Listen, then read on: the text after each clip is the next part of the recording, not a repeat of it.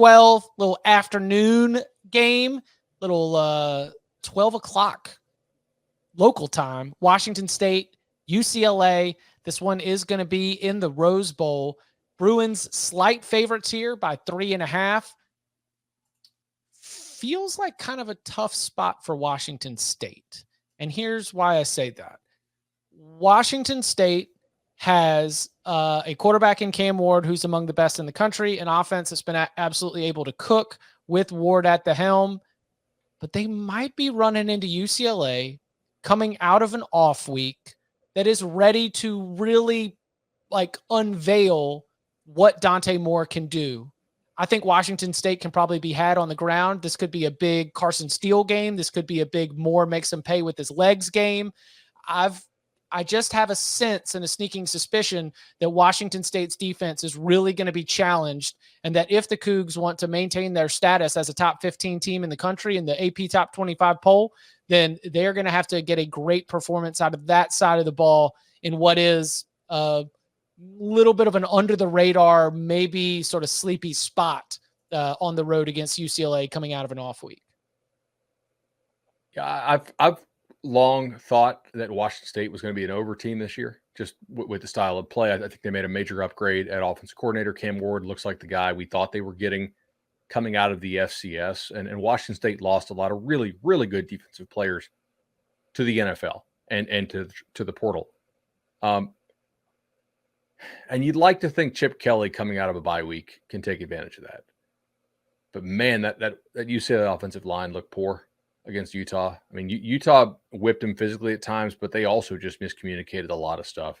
And it's a hard game for me to predict because I don't know how fixed it'll be coming out of the bye week. I mean, you had 3 cupcake opponents rather to get right before you went and played Utah. And then they go and play at Utah and they totally crumbled. I mean, look, so did the Gators, right? Their offensive line had like 1 million short yardage penalties and miscommunicated a lot of stuff.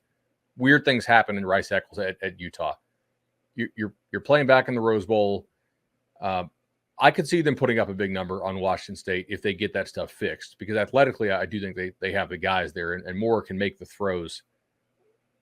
On the other side, I think it's fairly accepted that UCLA's corners are probably the real, kind of tenuous spot on their defense, whereas the front seven is very good. And good, but that's like a UCLA front seven that has improved, right? Like we're not looking at UCLA's defense like an absolute, league faucet right now. Right. They got multiple NFL guys on that defensive front. Like there's a lot of SEC teams that would take that UCLA defensive front over theirs, in my opinion. Can the back end be good enough? If Washington State can block it up, Cam Ward can carve this secondary. I just don't know if they can. Yeah, I look at Washington State and, we give them a lot of credit, I think, because, they are not considered one of the Pac-12 favorites. So I think it tends to cause us to overlook the fact that while we will roast USC's defense, we will roast Washington's defense, we will roast Colorado's defense, and we'll give Oregon's defense credit just for not being terrible. Like Washington State's defense isn't terrible, but it hasn't been that good either. Like it's just kind of mid-ish. And I think that going on the road, UCLA struggled at Utah. Dante Moore threw the pick six, first snap of the game. Things quickly snowballed from there. I don't think we're going to see the same thing at home against this Washington State defense that, it's allowing 21 points to freaking Northern Colorado. It has not held anybody to below 20 points in a single game this season. It can't get off the field in the red zone. It's giving up a touchdown damn near every time an offense reaches there. And it doesn't get pressure on the quarterback. It doesn't get sacks. It doesn't do the kind of things that you have to do to play on the road to win games. So I do think that this matchup, like the UCLA offense we saw against Utah, I expect to be much better, much more explosive, much more cohesive than what we saw in Rice Eccles. And I think, you talk about like the miscommunication on the offensive line from UCLA.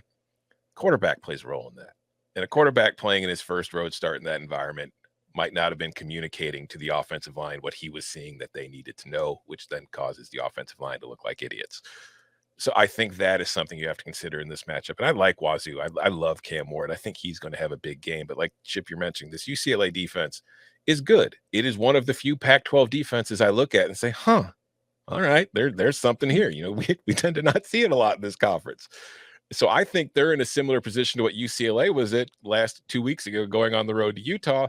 That's kind of how I look at Wazoo. I think Cam Ward has been fantastic this year, but I do think if there's going to be a game where Cam Ward finally kind of bumps into some trouble and struggles, this is the first chance for that to happen. I wouldn't be shocked if it does. I like the Bruins here. I think that this is just a better matchup for them at home. Lincoln Victor, receiver for Washington State, I think is out for this. He's like their number 2. There's number 1. Do we like him better than Kelly? I don't know. I don't have a great feel for like if he's. I would just say leading. He's one of their top players. Yeah, off the top of my head, I believe he is the leading receiver. I haven't fact checked that, but I slipped up earlier. I mean, if you're listening to audio, I'm going to catch that heat. The Texas A&M Arkansas turnover battle was 3-1 the other way. I just had it completely mixed up. You idiot. But I understood what you were saying, though, because you were saying how sloppy Texas A&M was, and they were. Yeah. Anyway. No, you're an idiot. I'm an idiot. God. And listen, and Texas A&M has enough online fans that I'm going to hear it. So Texas A&M, really? They're online? How many hours of broadcasting do you do a week? Like you're probably not going to bat 1,000. Yeah. Listen, my hours on camera and off camera is like a decent split. All right. What about LSU, Missouri? All right. So do we still think that Missouri's cornerbacks and pass defense are as strong as we were thinking they could be coming into the season? This will be their best. This will be their toughest test. What do you think about Kansas State's passing game? Like, how good do you think it is?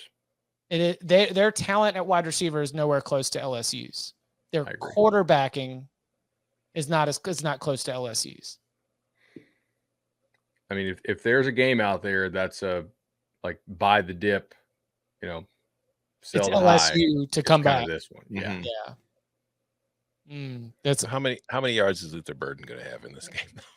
That's the other thing is because do you know what oh man, I'm so sorry. I cannot give credit for this, but one of the storylines that was being pulled during all the availability this week is that if you really look at the numbers, this LSU offense is running right in line with 2019 LSU, which in a vacuum, yeah, sure. That's great. So my challenge would be, is this LSU defense going to have the wake up moment that LSU defense did after they gave up a whole bunch of points, I believe, to Vanderbilt? It was either the Vanderbilt or the Ole Miss game went totally sideways. Then they got a bunch of things corrected and got enough defense down the line. Is this a spot going up against, Brady Cook and Luther Burden and this Missouri team? Is this a spot where they can get off the mat and actually, show some inspiration? Because they've got 2 losses overall, and we dogged them on Monday. But they've only got 1 conference loss. And with Alabama still on deck, LSU can still get it to the SEC championship, but they're not going to be able to do it unless they fix that defense.